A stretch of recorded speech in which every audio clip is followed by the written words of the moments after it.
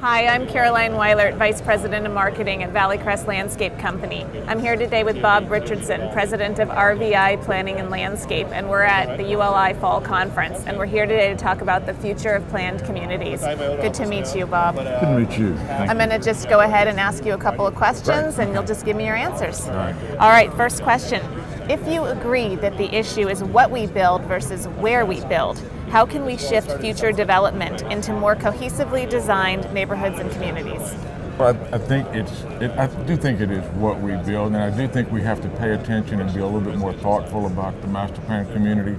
I think this last recession we've been through has changed priorities, it's changed values, it's changed how people spend money and what they think about a home. And so I think to do that, we've got to be very thoughtful and understand the market to know where we're going with it and why we're going with it. Great, thank you.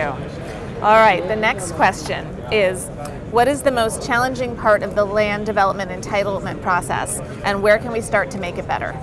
I think that the most challenging component is, again, a master plan community is 5 years, 10 years, 15 years in the making, and to be able to look into a crystal ball at the very beginning and know what's going on is really, really hard. We've seen what's happened in the last 10 years in the dynamics and the changing demographics and the changing lifestyles and changing what people want in a home and a community. So I think there's got to be flexibility in the entitlement process. As long as we meet infrastructure demands and the requirements of that, there should be flexibility. We can change product types and lot sizes and open spaces as we move forward. We've got to have that flexibility so we can, respond to the demand of clients. Great. And finally, the last question.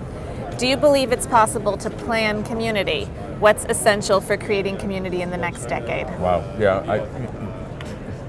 An interesting thing, my wife is a weaver and she uses a loom, and with that loom she has this host of fabrics that are different colors and different textures and different strengths.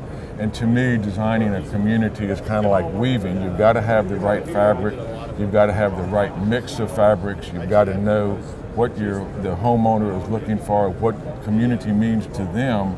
And so as we move forward designing that, I think we have to be more thoughtful at the beginning of it, and then as we roll it out, understand it and be ready to change if we need to, because we can't always get it right the first time around. But yes, we can design the community, but people have a higher expectation of what they want in a community than they used to.